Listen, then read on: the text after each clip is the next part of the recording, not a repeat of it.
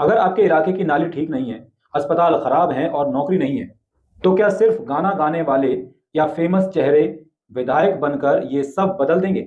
बिहार में फिर से चुनाव है। हर पार्टी मैदान में है। पोस्टर लग चुके हैं, रैलियां शुरू हो चुकी हैं और झूठे वादों का मौसम भी लौट आया है।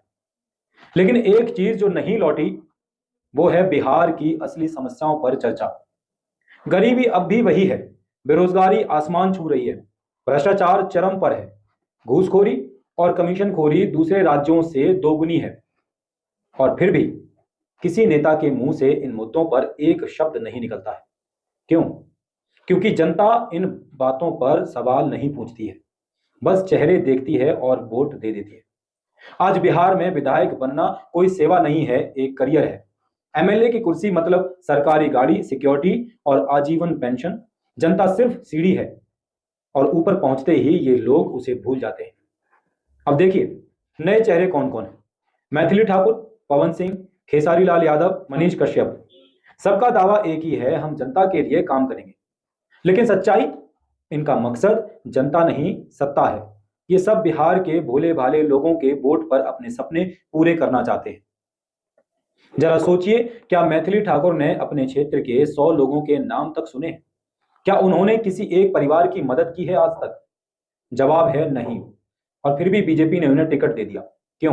क्योंकि चेहरा बिकाऊ है। पार्टी के असली कार्यकर्ता जो सालों से जमीन पर काम कर रहे थे, वो अब बस पोस्टर चिपकाने वाले बन गए हैं।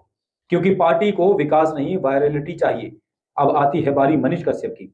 कभी बीजेपी की विचारधारा का ढोल पीटा करते थे, अब प्रशांत किशोर की पार्टी में जा पहुंचे हैं हमारे प्यारे मनीष कश्यप। विचारधारा बदलने में कोई बुराई नहीं है, लेकिन जब आपकी अपनी सोच हर 2 महीने में बदल जाती है, तो जनता कैसे माने कि आप जनता के लिए, उनके लिए स्थिर रहेंगे?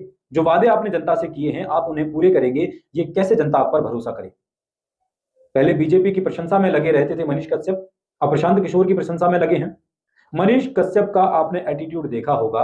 उनके एटीट्यूड से साफ झलकता है कि उनको जनता के मुद्दों पर कोई कार्य नहीं करना है, सिर्फ खुद को विधायक बनते हुए देखना है। उन्हें अपने सपने साकार करने हैं, विधायक बनने का सपना।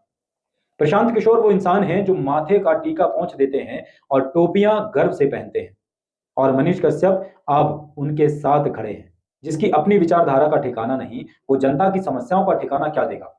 और अब खेसारी लाल यादव की बात करते हैं। स्टेज पर गाना गाने वाले, फिल्मी पर्दे पर नाचने वाले अब विधायक बनने का सपना देख रहे हैं। लेकिन जरा सोचिए, क्या ये लोग सच में जनता की नालियों, सड़कों और स्कूलों के लिए वक्त निकाल पाएंगे?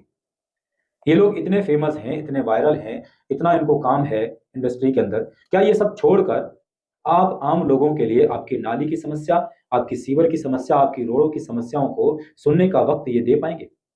इनके पास शो, शूटिंग और सेल्फी के लिए समय है, लेकिन जनता के लिए बिल्कुल नहीं है। बिहार की जनता से मेरा सवाल सीधा है, क्या आप इन चमकते चेहरों को वोट देंगे, या उस व्यक्ति को जो आपके बीच में रहता है, आपकी समस्या सुनता है और आपकी समस्याओं के हल के लिए खड़ा रहता है? दिल्ली में मनोज तिवारी को लोगों ने चुनकर देख चुके हैं।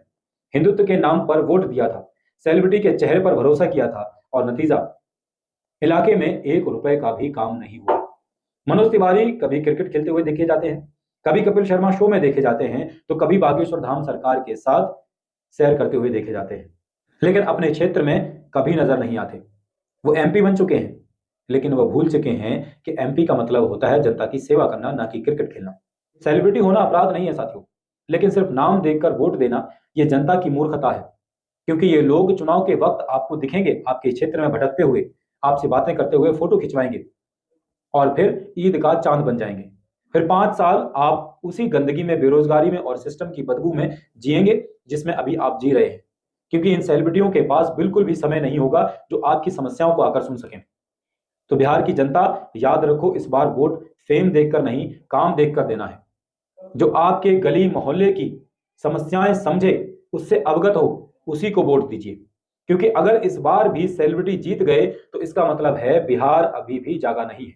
ये लोग जीतने के बाद ना तो आपके गांव आएंगे, ना आपके शहर में आएंगे, ना इनका ऑफिस आपके शहर में होगा। जब छोटी छोटी चीजों के लिए आपको विधायक के सिग्नेचर की आवश्यकता पड़ेगी, तो आपको अपना घर से भागकर दूर दराज इनके ऑफिस में चक्कर काटने पड़ेंगे, और इनके पास इतना समय नहीं होगा कि आपसे मिल सकें। मैथिली ठाकुर अपना गाना गाने में बिजी रहेंगी। हर एक शो का 5 से 6 लाख रुपए लेती हैं।